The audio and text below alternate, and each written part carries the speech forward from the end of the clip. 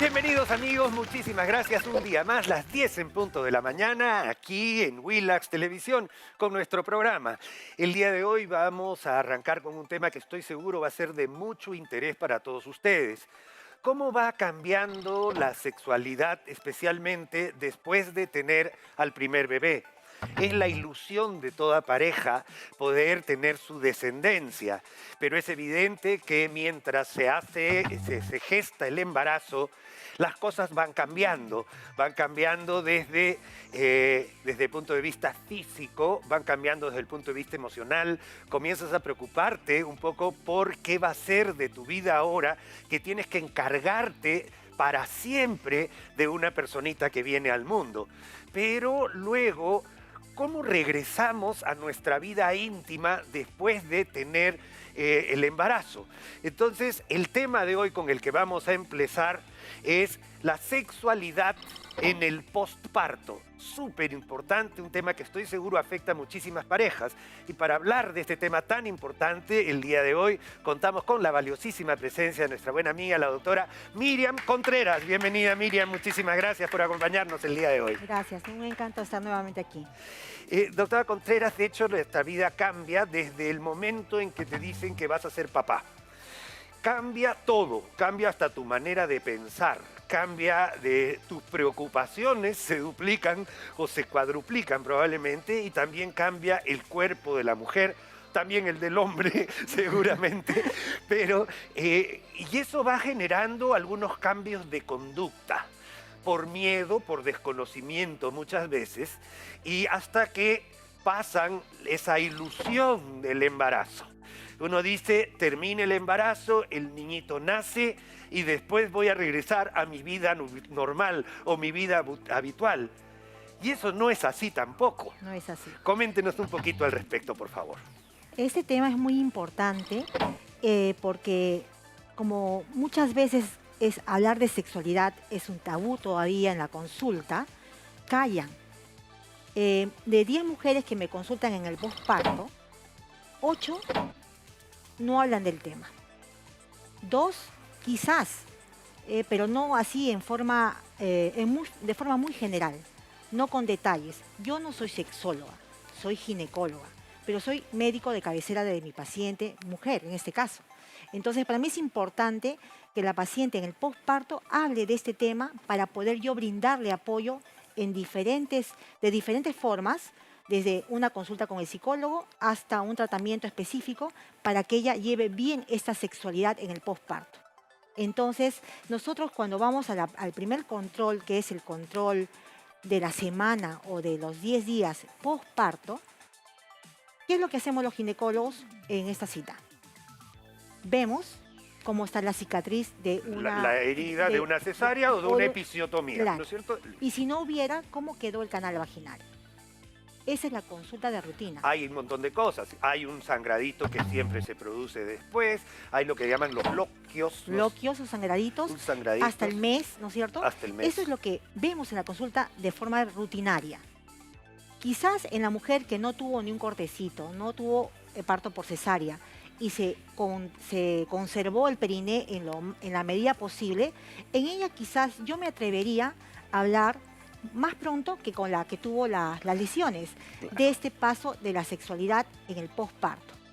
Entonces nosotros como recomendamos, porque recomendamos, cada pareja tiene su sexualidad, se respeta de forma individual, ¿no es cierto? Cada pareja es un mundo.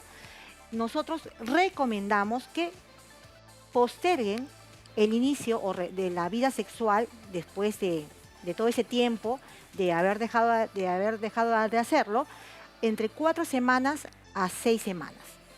Okay. Esa es la recomendación. Esa es la recomendación. Y va a ser variable de mujer a mujer, como estas condiciones como te las estoy explicando. Principalmente las 2 primeras semanas, porque en esas 2 primeras semanas posparto pudiéramos encontrar alguna complicación como infecciones, un pequeño un desgarrito, desgarro, claro.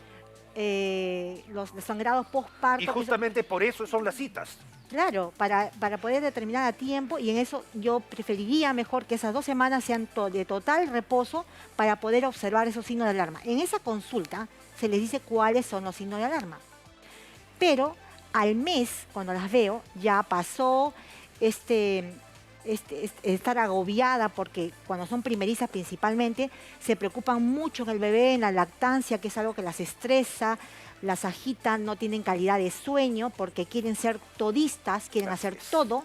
No delegan nada. Y muy pocas veces delegan al esposo, ¿no? Que también debería aportar en tiempos, en ese momento, y llegan estresadas. Me doy cuenta porque llegan a la consulta con la cara lavada, ya no maquilladas, y quizás con una buzola, algo muy práctico cuando no lo hacían antes de. Entonces yo le digo, y con la carita de cansancio. Y les Sí, digo, pues. estás agotada, ¿no? Entonces me dicen, sí. Y es ahí donde yo comienzo a hablar de esto, ¿no? Ok. Del apoyo, del cansancio que tienen, ver por qué están cansadas y también hablar un poquito, porque ahí es donde comenzamos a hablar de la anticoncepción. Y si, porque ya no la ¿Qué voy a ver tema? más. Es verdad, porque claro, ya uno deja de estar protegido por el propio embarazo, ¿no es Ajá. cierto? Aunque por la lactancia, teóricamente una mujer debe estar protegida, Pero más o no es, menos, no claro, es 100%. no es 100%. Se les explica siempre que la lactancia no es, y la ausencia de menstruación de 3 meses, 6 meses, un año tampoco es factor protectivo. Pero ahí es donde yo incido con mayor tranquilidad, porque ya no la veo después hasta su próximo control y no sé cuándo la volveré a ver, porque uno le recomienda que vengan a los 3 meses y no siempre vienen a los 3 meses. Entonces ahí donde abordo esa consejería de ver cómo puede actuar en la sexualidad. Muy importante. Como te digo, va a variar de mujer a mujer, va a variar de la condición en la que está, si es primeriza, si tiene su tercer bebé, si ya no va a tener más bebés. Todo eso es muy importante. Entonces tengo que individualizar cada caso. Cada caso se individualiza con la mayoría de las cosas de la medicina, pero aparte de las responsabilidades que incluyen tener un bebito, aparte de cómo ha cambiado el cuerpo en este tiempo, el útero tiene que regresar de un tamaño de este tamaño, tiene que regresar a volverse un puño y eso demora también. El cuerpo, de repente un poquito de flacidez abdominal, ese tipo de cosas, tienen que ser aceptados por la madre y por el padre. O sea, ahí hay un tema y eso requiere una consejería que es absolutamente necesaria. Pero por otro lado, esta mujer se siente diferente. ¿Se recupera? Sí, se recupera, pero no es rápido. El proceso es desde el mes hasta el año. Va a variar de mujer a mujer. Si tú cogiste sobrepeso en el embarazo, te va a ser más difícil recuperar tu peso. ¿Cómo se siente la mujer en el posparto? Me incluyo. También así me sentí en alguna oportunidad. Me siento gordita. Me siento gordita, que todo me es flácido. Mis senos están protuberantes porque se llenan de leche. Ya hablando de sexualidad, ya mis senos no son sexys, ¿me entiendes? Ok. ¿Por qué? Porque antes yo me estimulaba quizás con que me toquen el seno, ahora no, me duele, me fastidia, me irrita. Entonces, todo eso va cambiando. El abdomen, como tú dices, se va distendiendo, se torna globuloso, en la que no solía hacer ejercitarse, no solía hacer ejercicio, por eso es muy importante el ejercicio en el preparto, ¿no es cierto? Durante todo el embarazo se siente gordita y en la parte vaginal se siente suelta, ¿no? Ok. Se siente suelta y seca. Ok. Y esa es, esto es también. Es un tema que se tiene que manejar, ¿ya? Eso es lo que está diciendo. Justo comenzaste diciendo que la gente no lo habla, las señoras no lo hablan y debería ser parte absolutamente fundamental de la primera consulta posparto o después la siguiente control.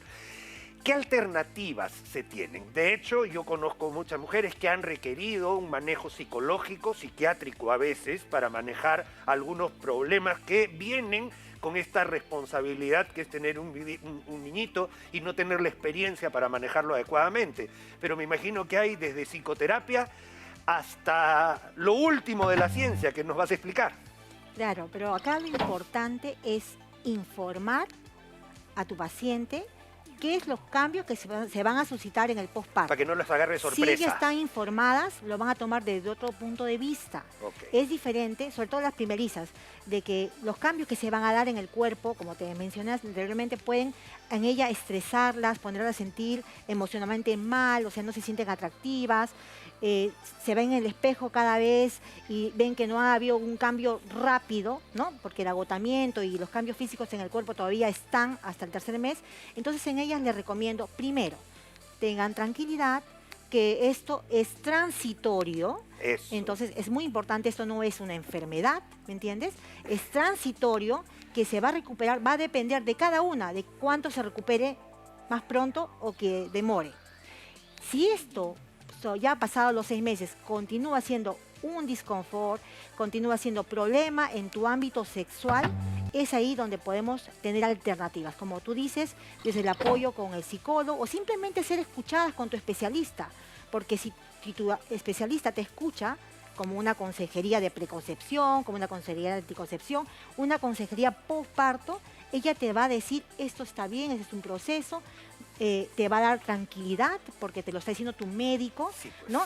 Y podemos buscar alternativas. Por ejemplo, en la paciente que tiene algún desgarrito, que no llegó a suturarse totalmente, ¿no es cierto?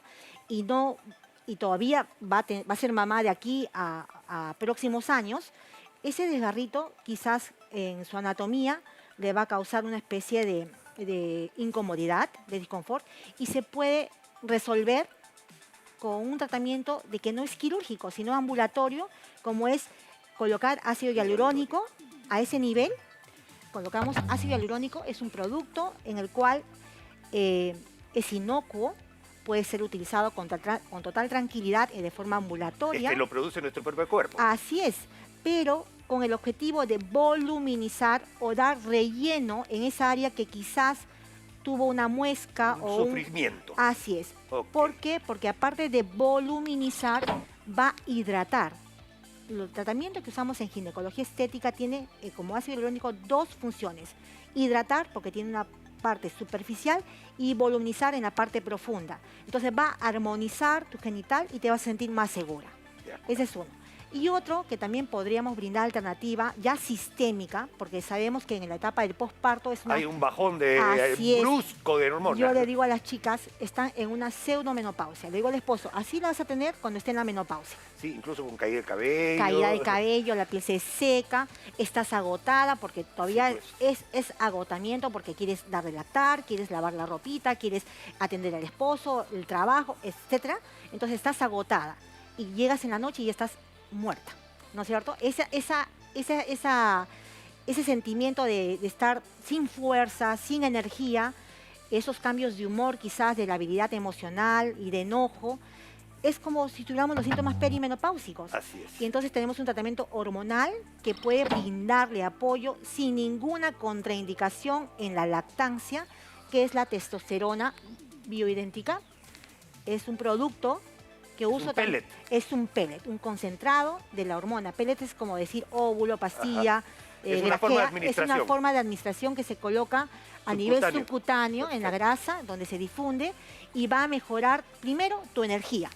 Segundo, la piel y las mucosas, o sea, vamos a lubricar mejor, vamos a mejorar la calidad de nuestra piel, te vas a sentir con energía, tus cambios de humores van a disminuir, y como solamente les digo que esto es transitorio, bastará una dosis, porque esto dura de 4 a 5 meses, suficiente para que tú puedas restablecer nuevamente tu función con mayor energía. Entonces, Tremendo. esa es una alternativa que les brindo a mis pacientes en el postparto, que es ideal, inocua, pueden dar de lactar y se recuperan. Y lo principal, que ellas se van a sentir bien, ¿no? Y eso es, mira, es un montón. Es o sea, bastante. es un montón para esta mamá que además necesita una inyección de energía y además mejorar su calidad de vida, que es donde realmente hay algo que no se ha estado haciendo, y ahora a partir de estos consejos creo que muchísimas mujeres que nos ven acá, o sea, yo sí creo que son armas que se deben utilizar